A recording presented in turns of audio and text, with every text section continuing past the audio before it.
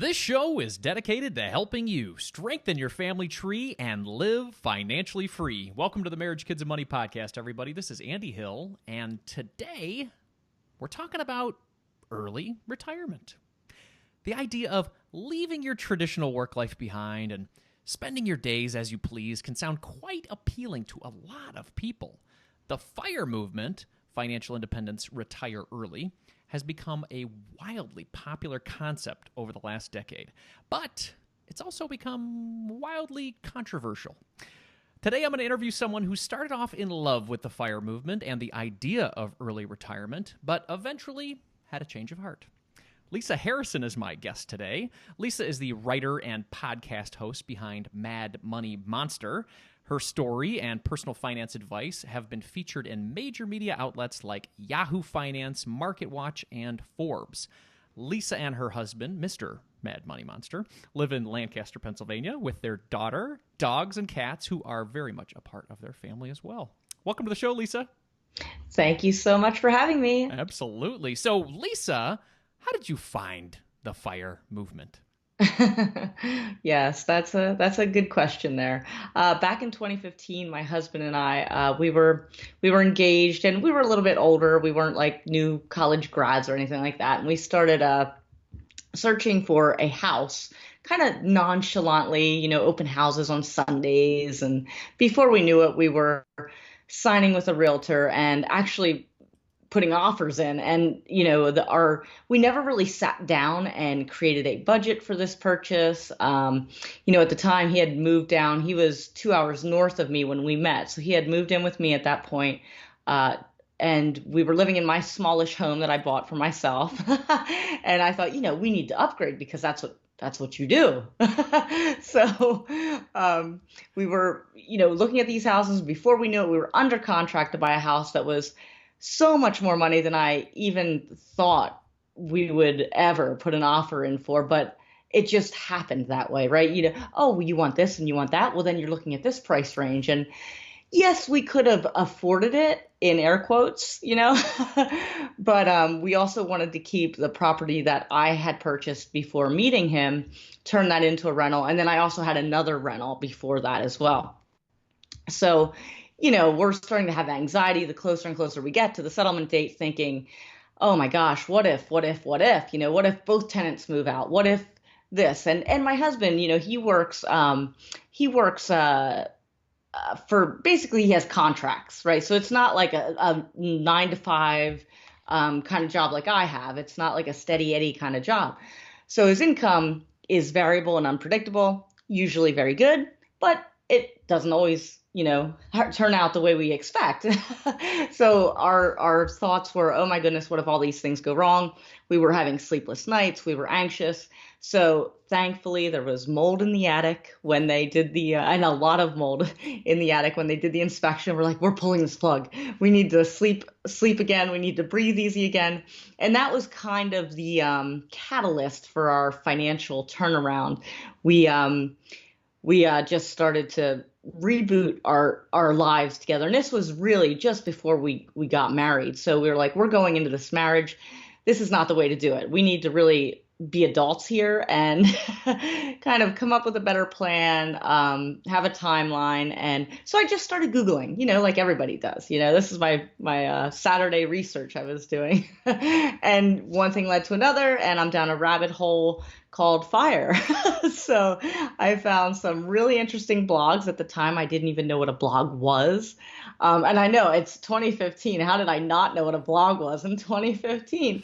But you'd be surprised. I have, people in my circle now that really don't know what a blog is, even though they probably read them, right? So that was pretty much it. I thought, wow, these people are my age, some of them younger, and they've already retired. Oh my goodness. And that was it. I mean, I was just so enamored, and it's so glamorized. And all of a sudden I started hating my fluorescent lights over my cubicle and, launched my own blog, and really just to chronicle our journey. It's not like this was, I'm going to make money from this, because I didn't know what a blog really was. And I certainly didn't know you could make money from one at the time. So I guess that's the long answer to your little question there. Yeah. So what about the idea of early retirement resonated with you at that time in 2015 when you were having those thoughts of, oh man, we got all of these things going on, we got to be careful? What about early retirement specifically said, yeah, that's something I want to do? Well, I mean, you see the Instagram photos and you're in the woods and it's a beautiful sunset and you have a cup of coffee and it's like, oh my goodness. And there's a computer, there's a laptop there and you can do whatever you want during the day. Also, I had a young daughter. I mean, we still have a young daughter, but she was younger then, and that would give me more flexibility to be with her. Just things like that, it's a great concept. I mean, everybody who wants to work, right? Let's face it, if your job wasn't paying you, I don't care how much you enjoy it, you probably wouldn't go in, right? That's probably 99% of the population. Right. Absolutely. Well, I hear you. And for somebody who's seen those Instagram photos of people slowly sipping coffee on the beach, Yes. yeah, I hear you. Absolutely. So, what are some of the actions that you started to take to embrace the idea of early retirement? Some financial things that you might have done. Oh, well, I mean, just devouring all the content I could get my eyes and ears on. So podcasts, blogs, and we started down the extreme frugality route because, again, my husband's income is mostly good, but variable and unpredictable. So we live on my income alone, and then we also save a good chunk of that. And I'm no investment banker or, anesthesiologist or anything like that. So it's not like I'm making hundreds of thousands of dollars a year. So to get up to that savings rate, it was a lot for us. At one point we hit 70%. We certainly scaled that back, but we cut out everything. We cut out, obviously the TV is gone, right? That's the number one. The subscriptions are gone. The gym membership's gone. Eating out, and I love eating out. Oh my gosh, I can't tell you how much I love eating out. And we cut that out, We cut out our coffee dates that we used to do on the weekends, and just, it was just not very satisfying. Yeah. But hey, we were going to retire early, so it was worth it, right? Yeah, you had the dream out there, right? It was something that was enticing. So definitely a dream. What did your husband think of all this? Did this cause any issues in your relationship at all? So, I can't say it really. So he's always been on the frugal side. So he grew up that way. So it wasn't like a shock to his system or anything like that. But interestingly enough, my husband, because he loves he loves it. He would work for free. So he is in that 1% that would just do whatever just to do what he does. So I can't say he was really on the I'm going to never work again path. Mm-hmm. So, but he did like the idea of, yeah, let's get our net worth up to that number, right? So, but for me, I was going to cut out of corporate America. That was, that was for me. How did you feel about your job at the time? Well, before finding it, I was just fine with my job. It was great. I mean, I've worked in the same industry since I graduated college. I work in the industry I went to school for, so I'm doing what I've set out to do. So I've been at my company for over 13 years. I've worked with a lot of the same people for that amount of time. So I have really close relationships with those people. We work together on projects. Again, would I rather be hanging out at the bar with them and sipping a martini? Probably. But, working on a project can be fun too, right? Sure. And it also pays you money. So I didn't hate my job until I found the FIRE movement. So it started to be, the Sunday schlag, and I don't even know, is that even a word? You know what I'm trying to say? Like Sunday evening rolls around, I can't believe I have to go in and sit under those lights, and I'm not doing what I want to do tomorrow, which is nothing. I love it. So that was my perspective at the time. And I understood that you guys, and if maybe I heard this wrong, that you guys went to almost the opportunity of living in a camper or trailer or trying that out. Is that something you guys did as well? So, I mean, the media really jumped on that story because it is a good one. No, we never had intended to to do that full time. That was something we thought, hey, we could take more vacations, more weekend trips. Because we have a young daughter, it's not like we're going to go live in an RV it was actually a van. Oh, a van. Okay. It Yeah. was a van life, hashtag van life. So we were going to do that on the weekends and maybe even, a summer vacation, drive across the country. And we actually had that set, but the closer and closer we got to that wasn't happening. Look, what did you discover through the process? Well, we did a couple of like trial runs with our friends. They live up in the Pocono Mountains. They have quite a bit of acreage, so we're up there in the woods. And I'm scared of bears. I keep looking out the window, which is ridiculous. I'm in a van, right? That's the van. The bear's gonna break into the van. And then my husband just couldn't. He wasn't comfortable at all, and I couldn't say I was really comfortable either. And he even left. The middle of the night, he left. He's like, he kept hitting his head on the ceiling. He's like, oh my gosh, I'm out of here. And I stuck it out though. I stuck it out. I stayed the whole night. I even did it like 2 or 3 more times, but I just didn't love it. And that was in like temperate weather. Sure. Like I can't imagine a summer vacation when our daughter's out of school driving it to, the plan was the Grand Canyon, 120 degrees. Yeah. But it was fun. It was goofy, a goofy idea. We tried it kind of. I think that's awesome because I think a lot of people put that out there being like, when I have a couple months off of work, I'm going to take a trailer, a van, and we're going to drive across the country. And then you guys tried it, or you tried to attempt at it, and you're like, well, I don't want to do that. Right. And I should have known better. I mean, I always say when I go on vacation, I need it to be at least as nice as my house. Like, this is a vacation. Absolutely. So, I completely agree. me. I love that sentiment. And Nicole and I say that all the time. We're like, we're not going on a vacation if our house is better, then that's not a vacation. Yes. So what was your turning point where you said, I'm just done pursuing early retirement? Well, I think it wasn't any one particular thing. I think it was a cumulative effect with, I know I'm going to get a lot of hate. Like I have to phrase this correctly. Just seeing a lot of the influencers, and I know this is sample bias because, the people that are making money writing about being early retired, that's who you're hearing from and seeing. But, they're not really early retired, in my opinion. I'm kind of like the retirement police, retirement is ceasing to work. Like I'm like the guy in Office Space. Like I want to do nothing. Like, and I think it's everything I dream it could be. Like, so I don't know. To me, early retirement isn't changing jobs, and it's not pursuing entrepreneurship, and it's seriously ceasing to work and living off of your investments. And I also know, like, at one point my blog was starting to rival my full-time employment as far as time. So it was almost like having a second full-time job with deliverables and, expectations and customers. And it's just like my job.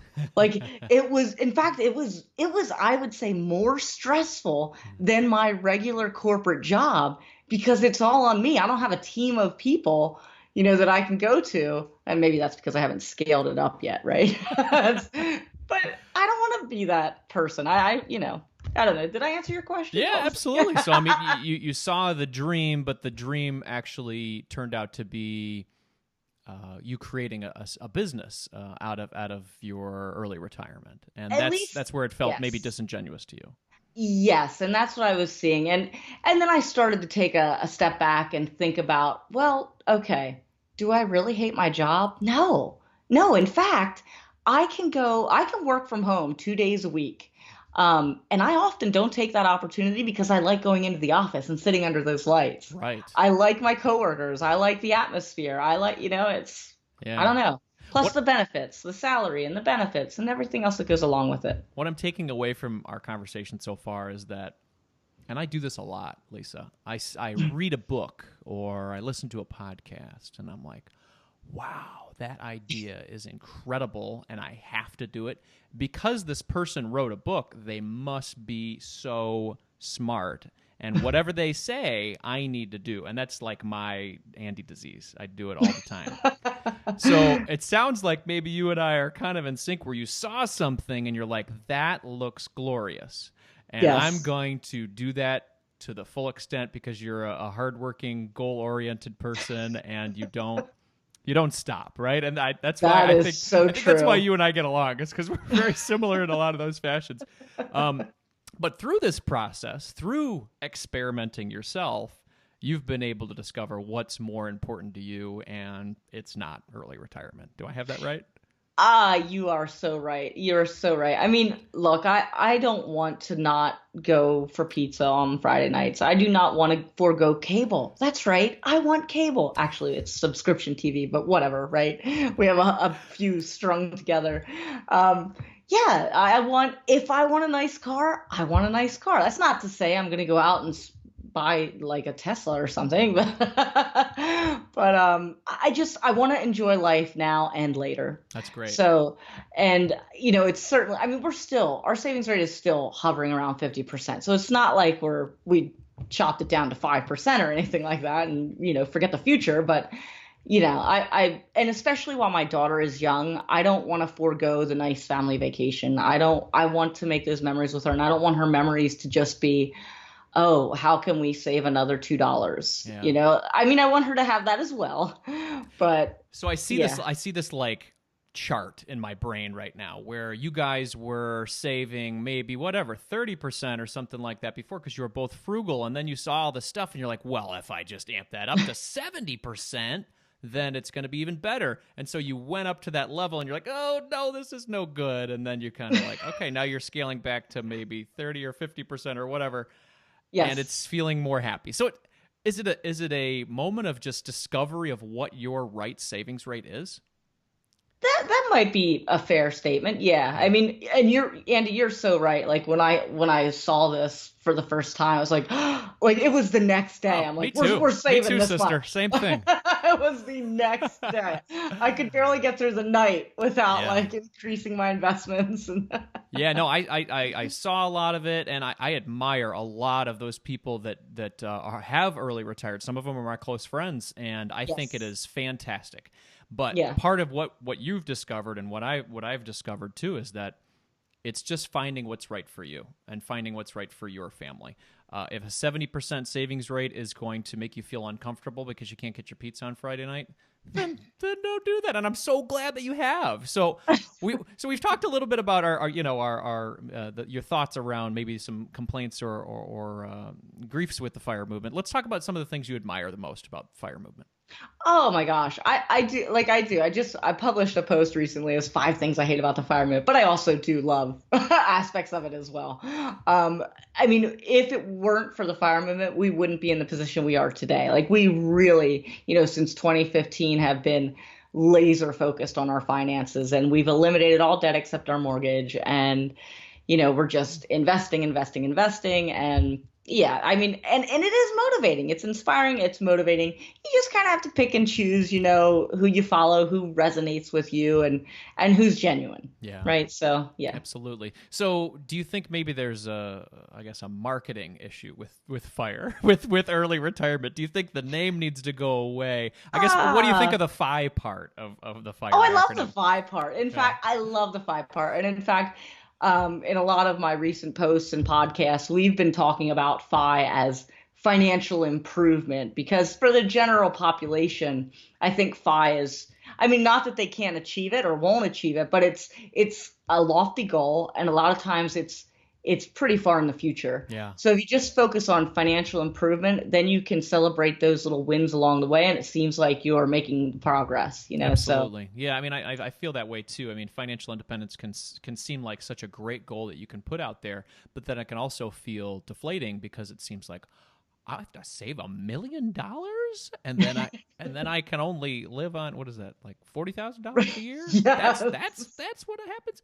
So yeah, I mean that can feel deflating, and for someone like me, I make a 6-figure income, and it's still like I'm like, holy crap, it's going to take me decades, and it's like, well, by that point, it's maybe just called retirement because I'll be in my 60s. So maybe I'll just plan for that.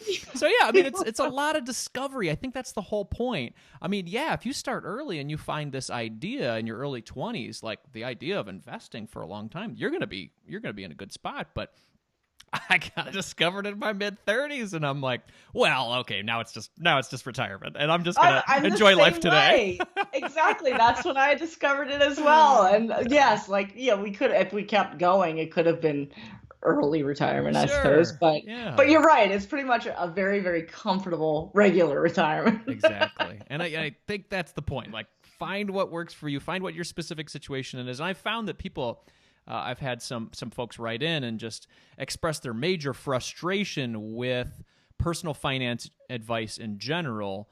But that's the thing. Like, I think you need to find the voices and the people and the stories that work well for you, and then self-experiment and make sure it works for you. I love this Absolutely. point. So thank you very much for sharing this with us. Of course. So you're not planning to early retire anymore. What financial goals maybe do you have now that excite you?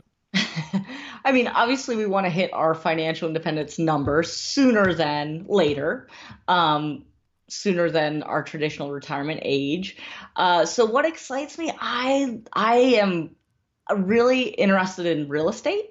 So, we have our two properties now. I wouldn't mind increasing that down the road. I like the idea of building legacy wealth for our daughter. And talk to me about that. What do you mean by legacy wealth? Well, maybe I'm using the term out of scope, but for me, doesn't legacy. Matter. There's no dictionary police here. Well, you never know. I don't know. Legacy wealth police are right, coming there after you go. But I grew up so poor, and I had nothing, from my parents. So of course I'm swinging in the opposite direction, and I'm creating this spoiled, rotten child, I'm sure. Hopefully not. But I don't want that to be the case for her. I really want to, if I can do that, I would like to pass some on to her and maybe her children if she has children, whatever, in the future. And maybe do some good along the way too. I love animals, as everybody knows. So maybe, build some building and house all the homeless animals. I don't know. I love it. That's a great plan. I like it. Very cool. Very cool. So, Lisa, somebody's listening to our conversation right now, and maybe they're getting a little frustrated. They're like, well, Lisa, it sounds like you like your job. That's cool. But I really don't like my job, and I like fire. So what would you say to them? Well, I think obviously it's situational, and I think it depends how old they are, what their relationship situation is, if they have children, and if they really don't like their job, you can just go get a different one. You don't have to retire. You don't have to early retire to to get around that issue. So there are plenty of jobs out there. Find one that suits you, and maybe still go after that early retirement piece of it.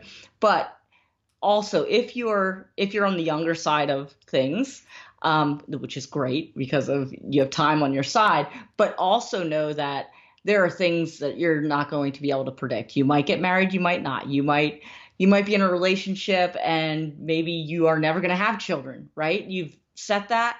Well, 2 years later, the relationship falls apart. You meet somebody else, and now that somebody else really wants children, and you're going to be on board. So life just takes so many twists and turns that you can't really predict everything, especially in your 20s, 30s, 40s, 50s. What? Keep going, right? You really can't predict. So I don't know. That's my little piece of advice. I love it. Thank you very much. And I wanted to share something interesting I saw just yesterday.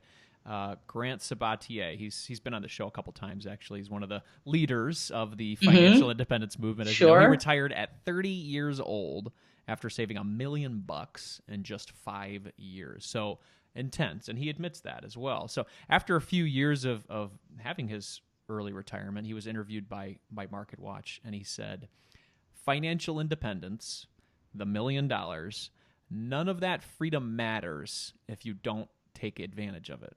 What do you think he meant by that? That is interesting. I know Grant peripherally, right?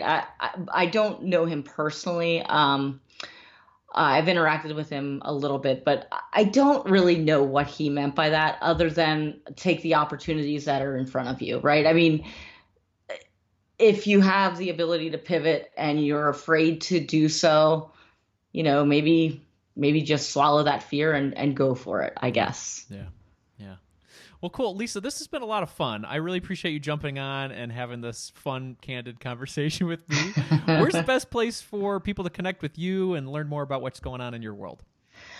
So I have the blog, I have the podcast, both Mad Money Monster, and then I'm all over social media at Mad Money Monster. If you want to email, it's themadmoneymonster@gmail.com, and that's pretty much it. Excellent. Well, Lisa, thank you so much for joining today. I appreciate it. Of course. Thank you for having me on. It was so much fun.